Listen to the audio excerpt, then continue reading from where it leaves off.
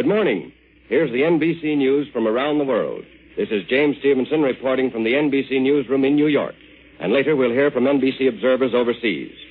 According to latest bulletins from Europe, the Allies have stopped the German drive against the American First Army, at least temporarily. At the same time, American troops are driving against the southern flank of the German push and have smashed 4 dents into the Nazi wall. Allied Supreme Headquarters also reveals that thousands of American and British bombers are attacking the German supply columns and lines of communication. German Field Marshal von Rundstedt was able to start his counterattack against the American First Army because weather conditions had made it impossible for Allied air operations. And the bad weather continued to favor the Germans for the first week, keeping American and British planes on the ground. But as the skies cleared in the past couple of days and Allied airplanes were able to strike again, von Rundstedt's momentum was whittled down until he has practically stopped. Of course, it is too early to evaluate the exact situation on the Western Front. That is, whether our planes have given General Eisenhower the leverage he needed and if the Germans have been stopped completely.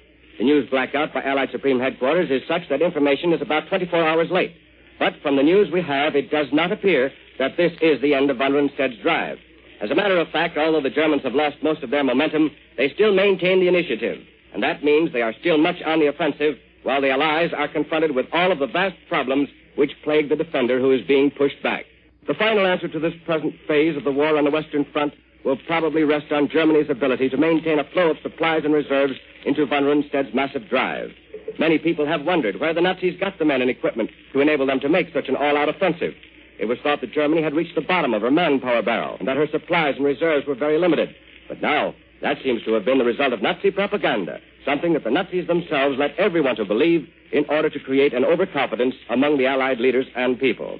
President Roosevelt, in a Christmas message to the American people, revealed that Germany still has plenty of reserves, supplies, and military power left, and that we are still confronted with a hard fight.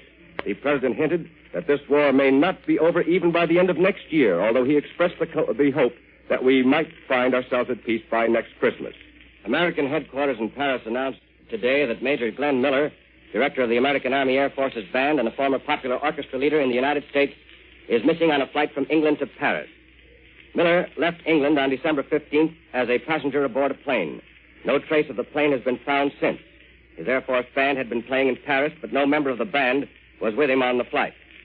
Berlin claims that Manchester, England, had been attacked by Nazi long-range weapons coincided today with an official British disclosure that the Germans have extended their V-bomb offensive to northern England. These announcements evidently confirm reports that the Nazis have been working at top speed to complete V-2 rocket launching sites in Norway.